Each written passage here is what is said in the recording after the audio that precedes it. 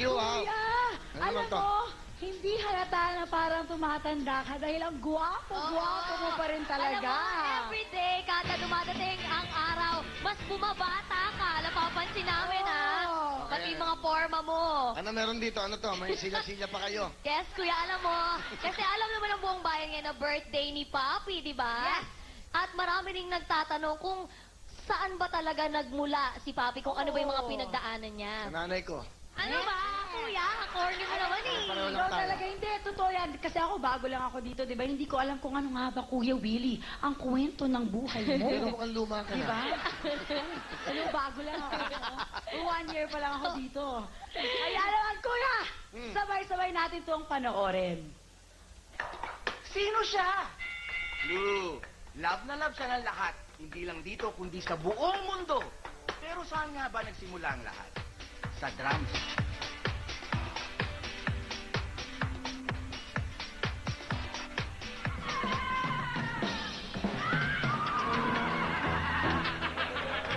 Una siya naging drummer ni Nonoy Zuniga.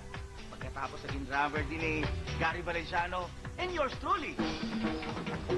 Sa TV, nagsimula ito bilang sidekick ni Randy Santiago sa Landscape at drummer naman sa Landscape. Ang una niyang sitcom for the boys, kasama niya sina Aga Mulak, Tirso Cruz III, Cesar Montano, and yours truly. There was one point sa buhay namin na nagsama kami sa isang apartment during our lost days. Ang bahay niya walang gamit, may isang lamesa lang nagtitiklop sa baba. Nagdadrum siya. So minsan pupunta kami dun sa Birdland kung saan siya tumutugtog. Dahil siya yung may pera, wala kami. So pupunta kami ron, siya maglilibre sa amin. Kung ano yung sinasweldo niya ron, yun ang ikakain namin. Dami namin pinagsamahan ni Willie na sobrang masasaya. Gusto kong ipaalala ulit sa'yo yun, yung mga buhay mo noon, ano yung buhay natin noon, and what's happening right now. So you see the difference. That's why you take care of it, Willie. What's happening to you now, alagaan mo yan. Happy birthday! Paring Willie, maligayang karawan sa'yo. Ano tatandaan ko dyan kay Willie? Nung nag-shooting kami, nakailang pelikula rin kami niyan. Never a dull moment. Masayang kasama, sarap na barkada eh. Napakamaloko. Pero totoong tao naman siya. Sana naman baguhin mo na yung mga joke mo. Luma na yung mga joke mo, Willie. Para naman para may bago. Baka pang wawawi pa rin ang joke mo. Pero number 1 ka naman eh. Kaya, pwede na siguro yan.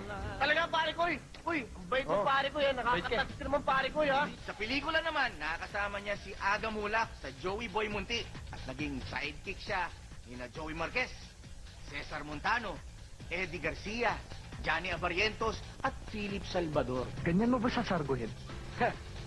Sinisipat ko lang, paring Philip. Si Will Revillame, way back, no? Una kami nagkasama niyan, yung Joe Pring 2. At mula nun po, gumanda naman po ang takbo ng karir ni Willie. Willie, happy birthday. Narinig ko lahat ang sinabi niyo.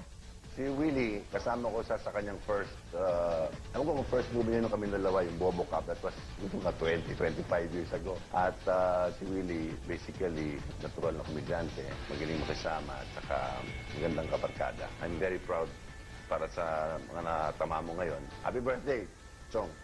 At kahit mag-Bivos power kami, gagawin namin, balik ka lang sa service ito. Hanggang sa magkaroon siya ng sarili niyang pelikulang alias Boy Tigas. Ikaw, anong pangalan mo? Boy! Boy! Tigas! Nagbigay daan para pasukin muli ang telebisyon bilang noontime TV host. Nakasama namin si John Estrada sa magandang tanghali bayan. Sa dinami-dami ng experience namin ng kapatid ko yun, minsan, late ako, pumasok ako sa dressing room. Itong si kapatid ko na mahal, nakaupo lang yan, nakasimple nyo nun. Tapos, nako, hindi ko masabi kung ano yung nakita ko. Pero alam niya yan, nakapasok pa sa plastic na baso. Alam mo yun, di ba? Anong nakalagay doon? Explain lang natin, mga kaibigan. Lilipat na po. Lilipat to, galing ng Baguio, nilagay sa Bacaue. Dahil sa kontrobersya, ang galing nagpahinga siya sa showbiz at public service ng programang pinasukan. Ito po ang Willingly Yours. Your wish is my command.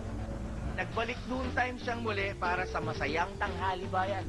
Pagkatapos nun, syempre ginawa natin ang pelikulang Pera o Bayong the Movie. Barya lang eh.